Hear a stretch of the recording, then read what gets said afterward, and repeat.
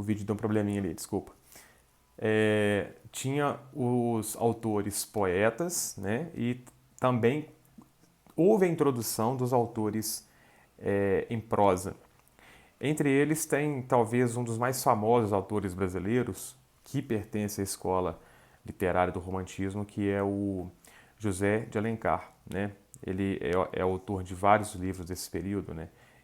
Iracema, o Birajara, Peri, o Sertanejo, são várias obras, o Gaúcho, né? E mais para frente a gente vai estudar detalhadamente cada uma delas com as suas devidas características, com os seus devidos enredos e com os seus devidos pontos de vista estéticos, né? Ou seja, qual que era a intenção do autor José de Alencar ao produzir esses romances, né? O que ele pretendia expressar através desses romances. Mas esse estudo sobre o romantismo, ele vai ser o último desse trimestre porque ele vai representar a escola literária que vai ter início na primeira metade do século XIX, com, o, é, com, com a transformação, na verdade, do Brasil, do pensamento do brasileiro.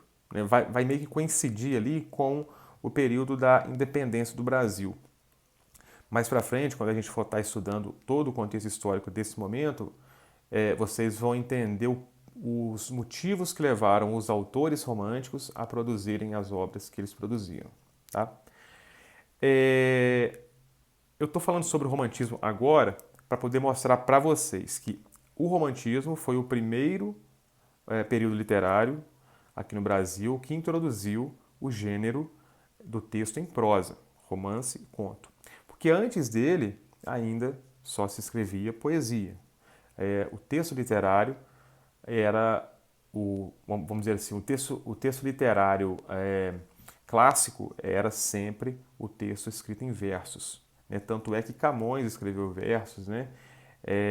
Antes dele tinha-se lá os trovadores, né? Com as suas cantigas, também eram escritas em versos, né? Então segue aí essa tradição do verso. E essa tradição do verso ela vai até o século XVIII, os anos de 1700, virando para 1800. Claro que a produção de verso ela vai atravessar, ela está até hoje, né? A poesia nunca deixou de ser feita. Mas o fato é que até o século XVIII só se escrevia poesia. O texto literário tinha que ser poesia. Né? Não havia outro texto literário que não fosse escrito em verso.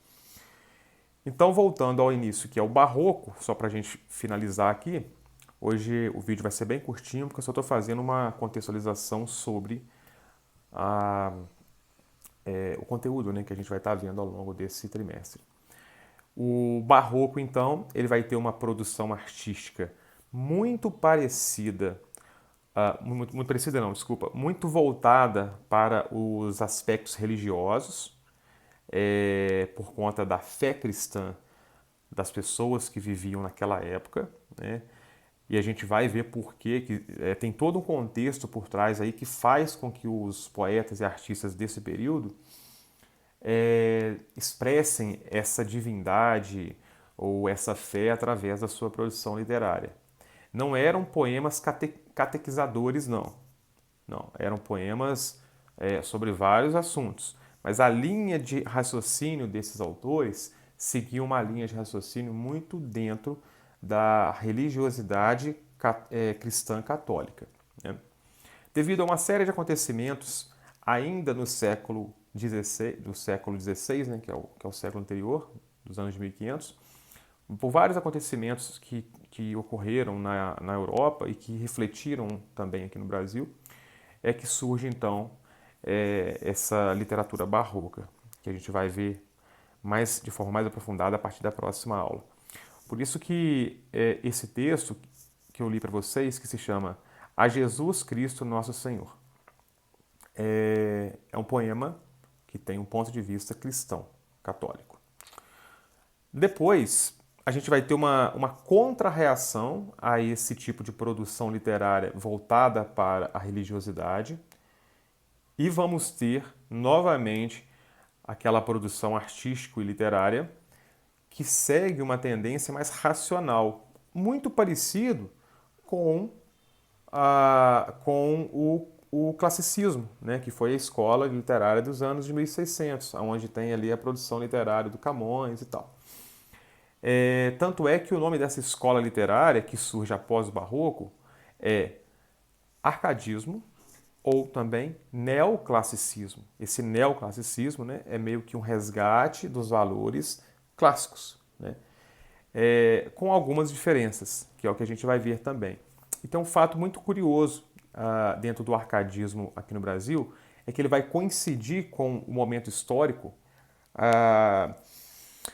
de um fato, né, que ficou muito marcado na história, né, e se tem até um feriado por conta disso, que é sobre a Inconfidência Mineira. Vários poetas árcades, né, aqui no Brasil pertenciam, né, àquela conspiração sobre a Inconfidência Mineira.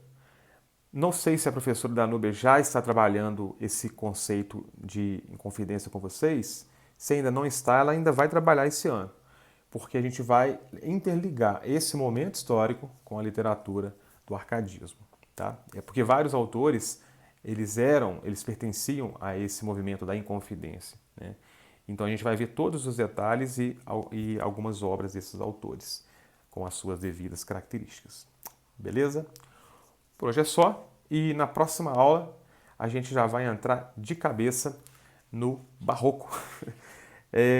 Peço a vocês, eu não vou passar a atividade hoje, mas peço a vocês que, por favor, já antecipem a leitura desse conteúdo a partir da página 133, onde está assim, a forma de expressão do Barroco. Tá?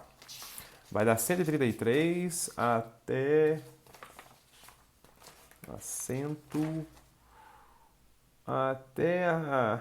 até o iniciozinho da 145, tá?